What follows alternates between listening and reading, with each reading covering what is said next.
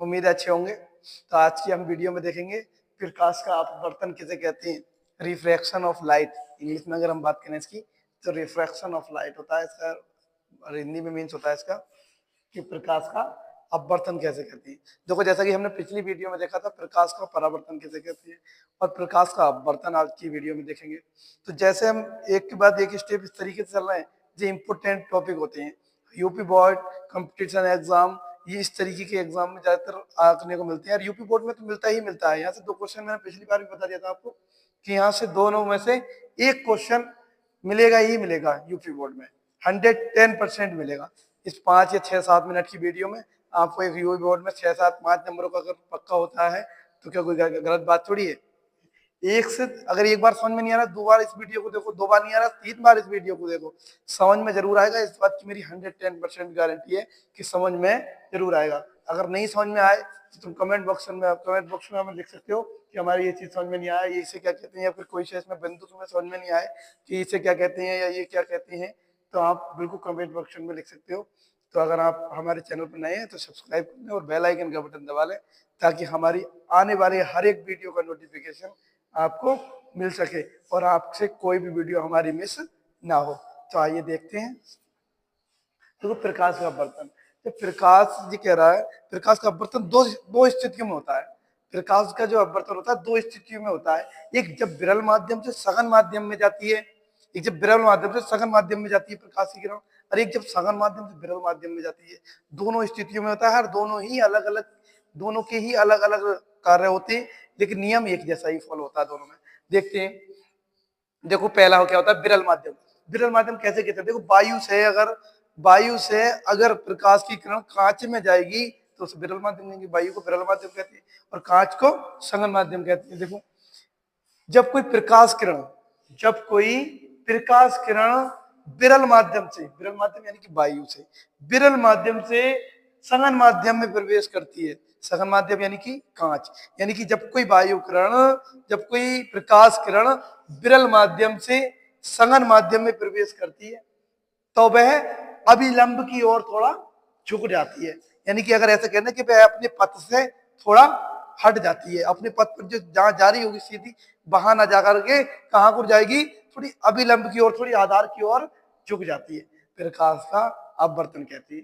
अब यदि इसका उल्टा करें, देखो अभी क्या कर रहे थे हम, विरल माध्यम से सघन माध्यम में कर रहे थे, अब सघन माध्यम से विरल माध्यम की स्थिति देखती है। देखो जब कोई प्रकाश किरण सघन माध्यम से विरल माध्यम में प्रवेश करती है, जब कोई प्रकाश किरण सघन माध्यम यानी कि कांच से विरल माध्यम यानी कि वायु में प्रवेश करती है तो वह आधार से थोड़ा दूर को हट जाती है, जहां वो जा रही होती है उससे भी थोड़ा दूर हो जाती है। देखो ये यहाँ जाना था इसका, लेकिन कहाँ पहुंच गई, इधर को पहुंच गई। देखो इसमें देखो इसका यहाँ जाना था बिल्कुल इसकी जुदाई में, लेकिन कहाँ पहुंची, थोड़ी अभिलंब की ओर झुक गई। तो इसी स्थिति को प्रकाश का अपवर्तन कहते हैं।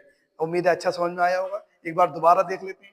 देखो जब कोई प्रकाश किरण वायु से यानी कि विरल माध्यम से सघन माध्यम में प्रवेश करती है तो वह थोड़ा अभिलंब की ओर झुक जाती है, तथा जब कोई प्रकाश किरण सघन माध्यम यानी कि कांच से विरल माध्यम यानी कि वायु में प्रवेश करती है तो वह आधार से थोड़ी दूर हट जाती है। इन दोनों स्थितियों को ही प्रकाश का अपवर्तन कहते हैं, यानी कि रिफ्रैक्शन ऑफ लाइट कहते हैं। आइए इनकी एक एक बिंदु को देख लेते हैं क्या होता है। देखो आपतित किरण, प्रकाश की आने वाली किरण को आपतित किरण कहते हैं, प्रकाश की आने वाली किरण को आपतित किरण कहते हैं, ठीक है। और एक माध्यम से दूसरे माध्यम में प्रवेश करने वाली किरण को आपतित किरण कहते हैं, ठीक है। और ये दो आपतित किरण तथा परावर्तित किरण जहां पर मिली वो वहां से खींची गई रेखा को अभिलंब कहते हैं, अभिलंब हो गया ये, ठीक है। और आपतन कोण देखते हैं, कहते हैं। देखो अभिलंब, ये अभिलंब है, देखो ये अभिलंब है और ये आपतित किरण है।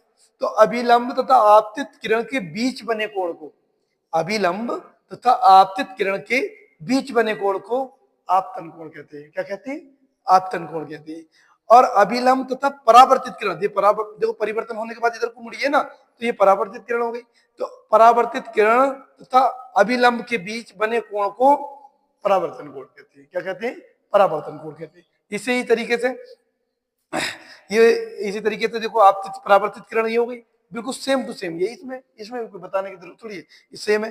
नियम देखते हैं इसमें क्या होता है, क्या होना चाहिए जब प्रकाश का अपवर्तन होता है। देखो, आपतित किरण, परावर्तित किरण तथा अविलंब तीनों एक ही बिंदु पर होने चाहिए ये कह रहा है। तो देखो, आपतित किरण, परावर्तित किरण तथा अविलंब तीनों एक ही बिंदु पर। देखो, आपतित किरण, परावर्तित किरण तथा अविलंब तीनों एक ही बिंदु पर है, कोई दिक्कत ही नहीं है, ठीक है, प्रकाश का अपवर्तन है। अगर ऐसा नहीं है तो प्रकाश का अपवर्तन नहीं है। दूसरा नियम कह रहा है आपतन कोण आई तथा परावर्तन कोण आर। आपतन कोण को आई से प्रदर्शित करती है तथा परावर्तन कोण को आर से। तो आपतन कोण आई तथा परावर्तन कोण आर का मान बराबर होना चाहिए, यानी कि जितना मान आपतन कोण का है उतना ही मान परावर्तन अब आपवर्तन कोण का है उतना ही मान परावर्तन कोण का भी होना चाहिए, अन्यथा ये गलत हो जाएगा। ये जो है नियतांक रहती है, बराबर रहती है। देखो, ये जो सूत्र होता है नियतांक बराबर साइन आई बटे साइन आर, यानी कि आई क्या है, आपतन कोण है, और आर क्या है, परावर्तन कोण है। तो इस नियम को स्नेल का नियम भी कहते हैं, इस नियम को स्नेल का नियम भी कहते हैं। ये कई बार 2 नंबर में या शॉर्ट क्वेश्चन में पूछ लिया जाता है कि बताइए स्नेल का नियम का सूत्र बताइए, तो सूत्र ही तो हो गया।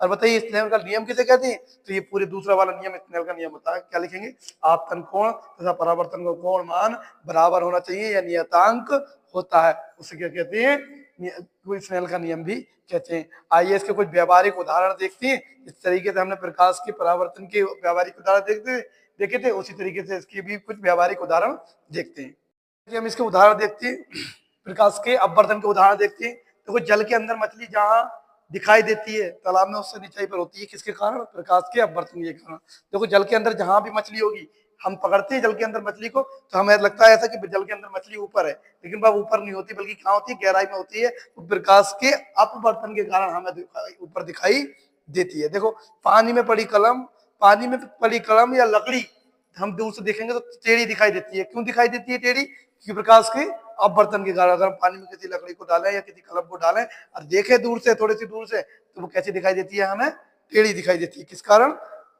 प्रकाश के अपवर्तन का। देखो, उगते तथा डूबते समय सूर्य का पहले ही दिखाई देना, तो वो 5 से 6 मिनट पहले दिखाई दे जाता है, सूर्य निकलने से पहले और डूबने से बाद तक भी दिखाई देता है। क्यों दिखाई देता है, प्रकाश का अपवर्तन होता है वहां पर। प्रकाश के अपवर्तन के कारण ही सूर्य डूबते तथा उगते समय पहले दिखाई देने लगता है। अगर डूबेगा तो कुछ देर बाद तक भी दिखाई देगा, 5 मिनट बाद तक, 2 मिनट बाद तक, जो भी है, ठीक है। अगर निकलेगा तो उससे पहले ही दिखाई देने लगता है, किसके कारण, प्रकाश के अपवर्तन के कारण। देखो, तारों का टिमटिमाना, तारे टिमटिमाना जो प्रकाश के अपवर्तन के कारण होता है। एक्चुअली तारे टिमटिमाते नहीं है, तारों का जो टिमटिमाना हमें लगता है, प्रतीत होता है, वो किसके कारण प्रतीत होता है, प्रकाश के अपवर्तन के कारण। देखो, उम्मीद है कि तुम्हें ये वीडियो अच्छी समझ में आई होगी और अच्छा ही ये इसका पैटर्न है। देखो, ये जो वीडियो है हर साल यूपी बोर्ड में आती है, और इसको तुम ध्यान से पढ़ें, एक एक पॉइंट को ध्यान से देखें इसके, और एक एक एग्जाम्पल को ध्यान से देखें। ये एग्जाम्पल जो होती है, उदाहरण जो है, ये शॉर्ट वीडियो में आपको देखने को मिलेंगे, शॉर्ट क्वेश्चन में आपको ये देखने को मिल जाएंगे हर एक उदाहरण। अब ऐसे दे देगा वो ऑप्शन, मान लिया उन्होंने ऑप्शन दे दिया कि तारों का टिमटिमाना किस कारण होता है, तारों का टिमटिमाना किस कारण होता है। अब वो 3 ऑप्शन दे देगा तुम्हें, प्रकाश का अपवर्तन, प्रकाश का परावर्तन, पूर्ण आंतरिक परावर्तन, या इनमें से कोई नहीं। अगर हमें पता होगा कि प्रकाश जो तारे जो टिमटिमाते हैं ना, वो प्रकाश के अपवर्तन के कारण टिमटिमाती है, तो हम लगाएंगे, अन्यथा हम नहीं लगा पाएंगे। ऐसे ही हर एक क्वेश्चन को शॉर्ट में डाल सकता है। देखो, शॉर्ट क्वेश्चनों का बहुत महत्व है तुम्हारे हाई स्कूल में, क्योंकि 20 नंबर के आते हैं, एक थोड़ा सा गलत वो खत्म हो गया। ऐसा नहीं है कि थोड़ा गलत हुआ तो आधा नंबर मिल जाएगा, बिल्कुल नहीं। एक थोड़ा सा खत्म तो वो बिल्कुल खत्म हो गया, समझो। तो इससे हमें ध्यानपूर्वक पढ़ना है और ध्यानपूर्वक ही टिक भी लगाने हैं। तो आज की वीडियो में इतना ही। थैंक यू, धन्यवाद।